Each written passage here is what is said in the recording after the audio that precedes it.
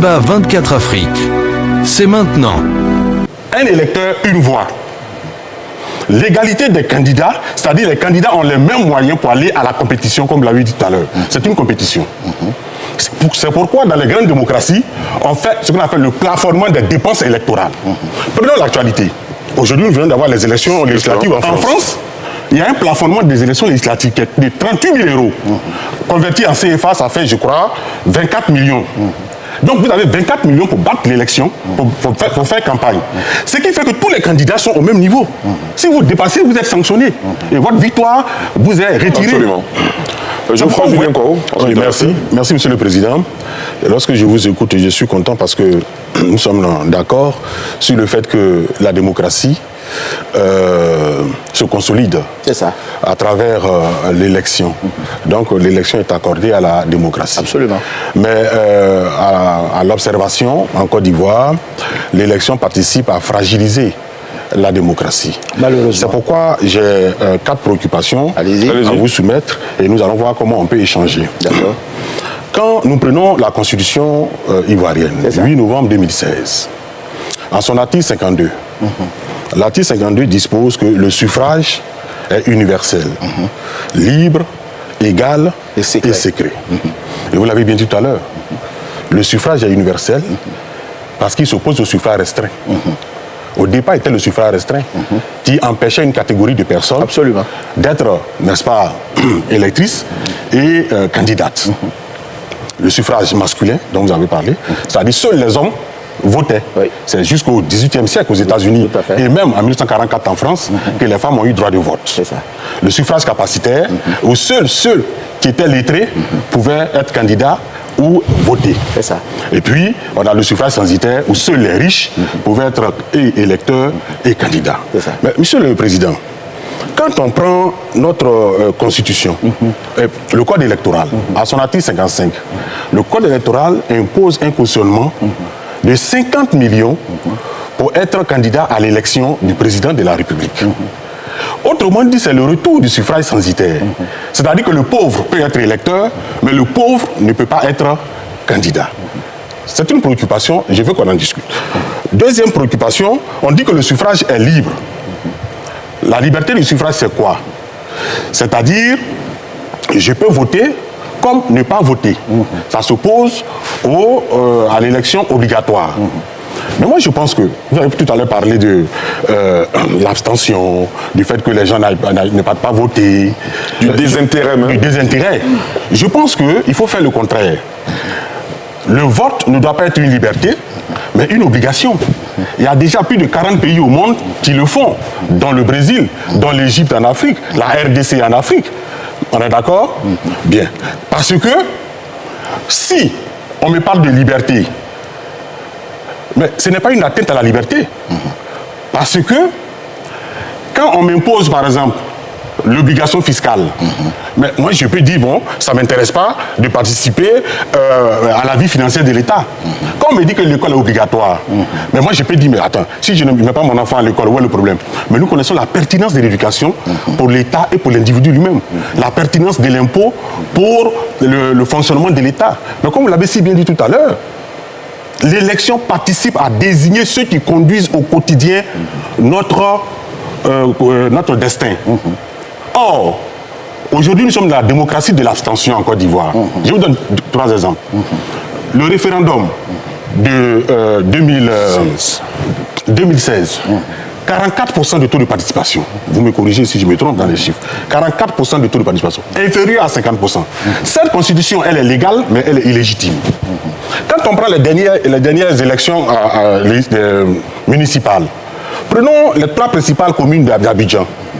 À Yopougon, le taux de participation était à 27%. 20% à Bobo, 19% à Cocody. Ces autorités élues ont une base légale, mais n'ont pas de base légitime. Ils ne sont pas légitimes. Autrement dit, le vote obligatoire va participer à combattre l'abstention et à consolider la légitimité des élus parce que, en démocratie et en politique, c'est moins la légalité que la légitimité qui conforte le pouvoir. Troisième préoccupation, le suffrage est égal. dit la Constitution. Mais l'égalité, c'est quoi? C'est l'égalité et des électeurs et l'égalité et des candidats. L'égalité des électeurs, c'est quoi? Un électeur, une voix. L'égalité des candidats, c'est-à-dire les candidats ont les mêmes moyens pour aller à la compétition, comme vous l'avez dit tout à l'heure. C'est une compétition. C'est pourquoi dans les grandes démocraties, on fait ce qu'on appelle le plafonnement des dépenses électorales. Prenons l'actualité. Aujourd'hui, nous venons d'avoir les élections législatives en France. En France, il y a un plafonnement des élections législatives qui est de 38 000 €. Converti en CFA, ça fait, je crois, 24 millions. Donc vous avez 24 millions pour battre l'élection, pour faire campagne. Ce qui fait que tous les candidats sont au même niveau. Si vous dépassez, vous êtes sanctionné. Et votre victoire vous est retirée.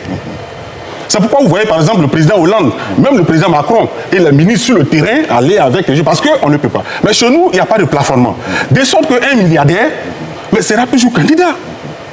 Et c'est l'absence de plafonnement qui fait que l'Assemblée nationale n'est pas la représentation de la nation, mais la représentation des élites. On n'a ni de chauffeurs là-bas, on n'a pas de servantes à l'Assemblée nationale, on n'a pas de taximètres à l'Assemblée nationale, on n'a pas d'ouvriers à l'Assemblée nationale, on n'a pas de paysans à l'Assemblée nationale. Or, dans les grandes démocraties comme la France, par exemple, notre sœur Rachel Keke, elle est chef, elle est ménagère, elle est servante, mais elle est députée. Il y a plus d'une trentaine d'ouvriers au Palais Bourbon. Mais chez nous ici, l'absence de plafonnement fait que c'est seulement les élites, les classes populaires ne sont pas représentées. Dernière préoccupation, très bien, très rapidement. Le vote est secret. Le secret suffit quoi?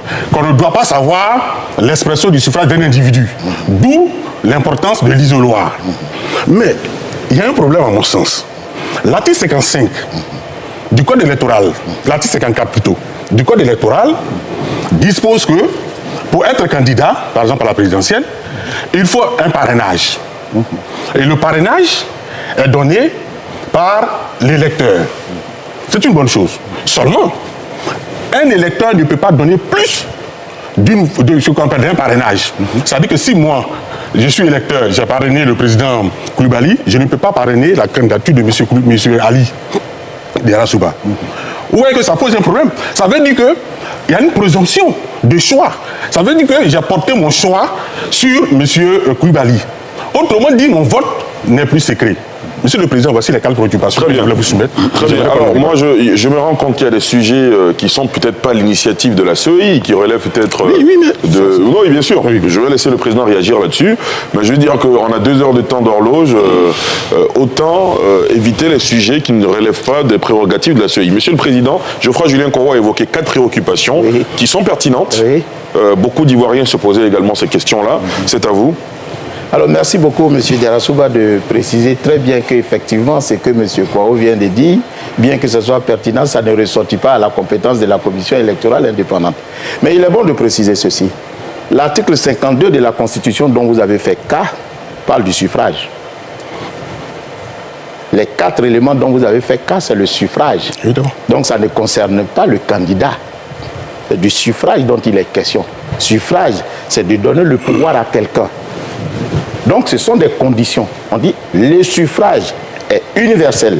L'universalité du suffrage vient de ce que tout citoyen peut être électeur, à condition de remplir un certain nombre de conditions simples. C'est-à-dire être ivoirien, avoir 18 ans, jouir de ses droits civils et politiques et être inscrit sur la liste électorale. Voilà les 4 conditions que la loi impose aux gens.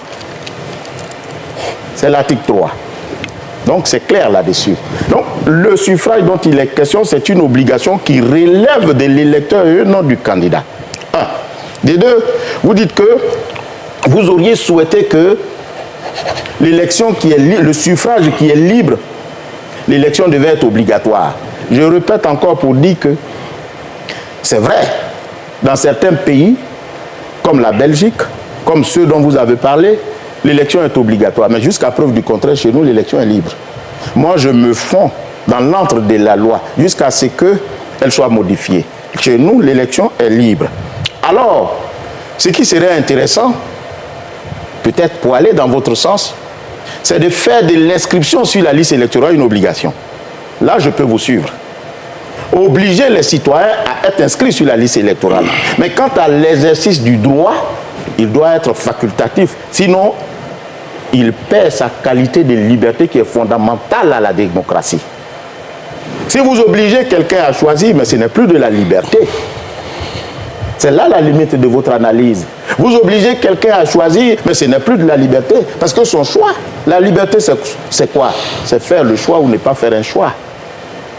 Si je ne fais pas le choix, c'est ma liberté. Si je fais un choix, c'est ma liberté. Oh, à vous entendre, M. Kwao, vous aurez bien souhaité qu'on oblige un citoyen à s'inscrire, comme on appelle, à poser voter. Un bulletin dans l'urne. Voilà. Et vous portez atteinte à sa liberté. Ce qui serait souhaitable, et je vous suivrai là-dessus aisément, c'est quand on oblige le citoyen à s'inscrire sur la liste électorale.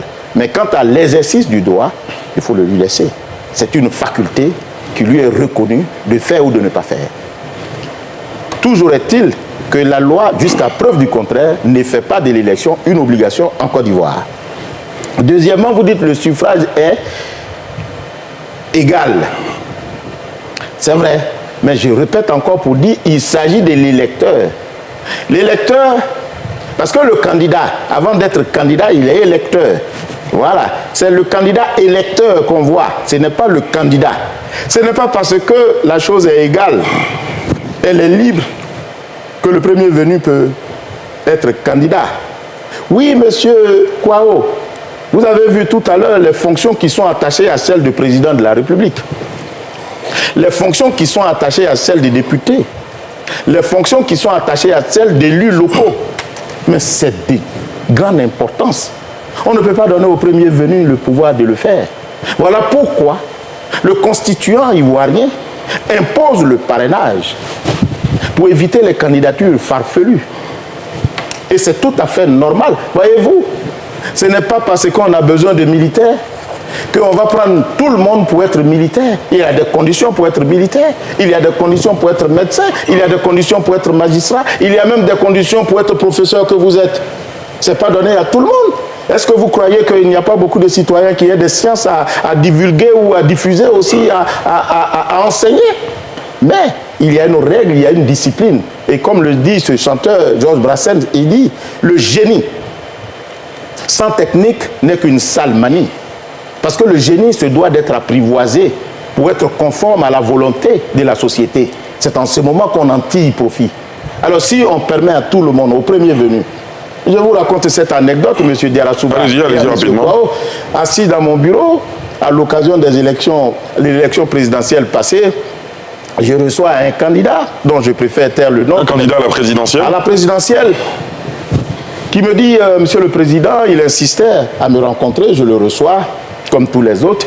Il dit, je n'ai pas le cautionnement. Je n'ai pas d'argent. Est-ce que vous ne pouvez pas voir le président de la République pour qu'il me prête de l'argent, pour que je puisse être candidat? Ou à défaut, de me laisser être candidat à crédit. Est-ce que vous croyez que ça c'est sérieux? Vous allez déterminer et conduire la politique d'une nation. Et vous vous conduisez, ça veut dire, premièrement, qu'il ne connaît même pas les règles du jeu. Ce n'est pas seulement l'argent. Quand on vous institue le cautionnement, ce n'est pas seulement l'argent, mais il y a aussi le parrainage. Le parrainage, ce n'est pas une violation du caractère secret du vote, parce qu'il s'agit d'une autorisation que l'électeur qui a le pouvoir, parce que la Constitution ivoirienne dit quoi? Le principe que la République de Côte d'Ivoire a adopté comme principe et conduite dit qu'il s'agit du gouvernement du peuple, par le peuple et pour le peuple. Et que la souveraineté appartient au peuple. Et que le peuple exerce de deux façons, soit par la voie du référendum, soit par la voie de ses représentants élus. Vous voyez? Donc quand le peuple doit décider de donner son pouvoir à quelqu'un, mais il faut qu'il maîtrise la personne. Et vous vous dites non, qu'il faut laisser la possibilité aux premiers citoyens de vouloir se présenter. Mais c'est dangereux. Il faut canaliser les choses. Ce n'est pas parce qu'on a dit qu'on veut faire la liberté ou on veut opter pour la liberté qu'on va on va opter pour une liberté sans limite.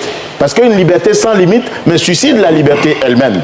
Voilà pourquoi il est bon que ça soit encadré. Et donc, le vote secret vient de ce que il faut éviter que le citoyen, l'électeur, qui se rend dans l'urne, décide en connaissance des causes selon son intime conviction. Voilà pourquoi l'isoloir permet de soustraire de la vue de toute influence extérieure l'électeur quant à son choix. Voilà l'intérêt de l'isoloir. Voilà l'intérêt du caractère secret. Mais ce n'est pas parce qu'il donne son autorisation à un candidat de se présenter que ça viole le secret. Parce que cette autorisation va lui permettre, à l'occasion de la campagne, qui est la rencontre du projet que offre le candidat à l'électeur, de comprendre pour l'électeur la pertinence du projet qui lui est offert. Et c'est à partir de cet instant, il dira, le jour du vote, non, ce monsieur, il m'a vendu du vent. Non, ce monsieur, son projet est plus viable.